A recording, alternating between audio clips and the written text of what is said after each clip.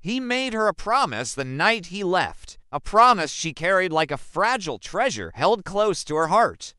"Wait for me, Anna," Michael whispered, his grip tight on her hands. "I'll return. And when I do, I'll build the life you deserve." And she believed him. Because in Michael's eyes, she saw a future brighter than anything her small world had ever offered. She saw a life built on their love, a home filled with laughter, a story only they would write. But life, as we know, has its own timelines, its own cruel and unexpected turns.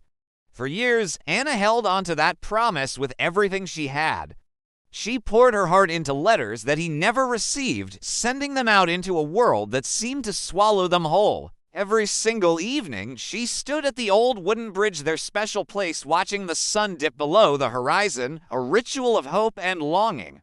And each night, she walked home alone, her own shadow her only companion, telling herself that his absence didn't mean his love had changed. Surely, something was just keeping him away. But the world kept moving, even when she felt frozen in time. The seasons changed, people in her town grew older, and responsibilities began to pile up, anchoring her to a present she never chose. Slowly, loneliness began to feel less like a temporary state and more like a second skin, a constant, quiet hum beneath the surface of her days. The vibrant colors of their shared memories began to fade into a dull, monochromatic. Then, one quiet afternoon, the weight of waiting finally became too much to bear. It was a day like any other, but something inside her shifted. The endless hope had turned into a heavy burden. With a deep breath that felt like both surrender and release, she decided to let go. She found the old shoebox filled with his dried flowers and faded photographs, the last of the memories she swore she would never touch. With trembling hands, she packed them away, placing them in the attic, out of sight and, she hoped, out of mind. It was time. She finally told herself she deserved to start living again for herself. And right at that moment, as if summoned by her decision, there came a knock on the door. A firm, hesitant knock that echoed through the quiet house. Her heart skipped a beat. She walked to the door, her mind racing, and when she opened it, her breath froze in her chest.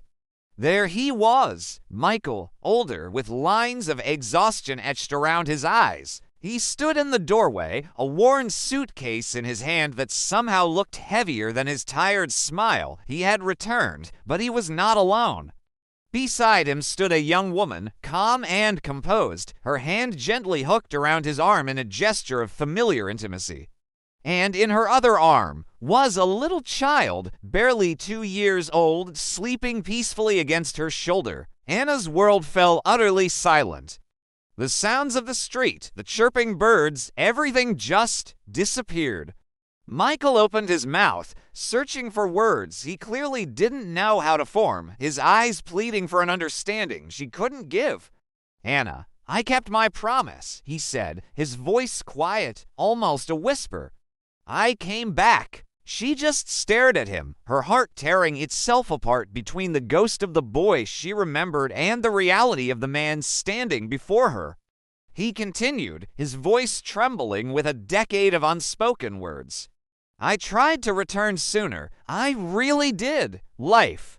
It didn't go the way I planned. I got lost. I made mistakes. But I never forgot you, not for a single day." The woman beside him lowered her eyes, a silent admission of guilt, not pride. Anna finally found her voice, though it was barely audible, and this is. Michael swallowed hard, the sound sharp in the stillness. "My wife!" "And my son." Those words shattered whatever fragile pieces of hope Anna had been unknowingly holding on to. She took a step back, letting the cold afternoon air rush into the space between them, a sudden, chilling barrier. "Michael," she said softly, her voice steady despite the storm inside her. "You didn't just come back at the wrong time.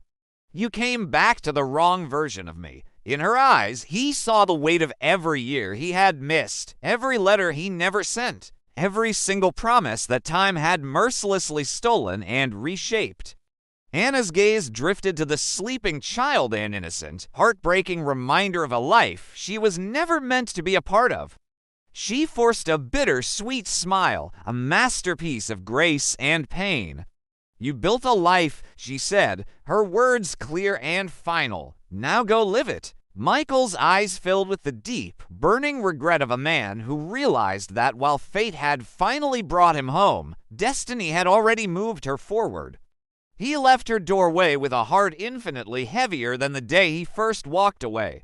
Anna closed the door gently, leaning her forehead against the cool wood, and only then did the tears finally fall, streaming down her face, not because he returned too late, but because she finally, truly understood that some promises are meant to be broken, so that new beginnings, her new beginning, can finally find their way in. Thank you for watching. If this story moved you, please like, share, and subscribe for more content that explores the beautiful, complicated journey of life.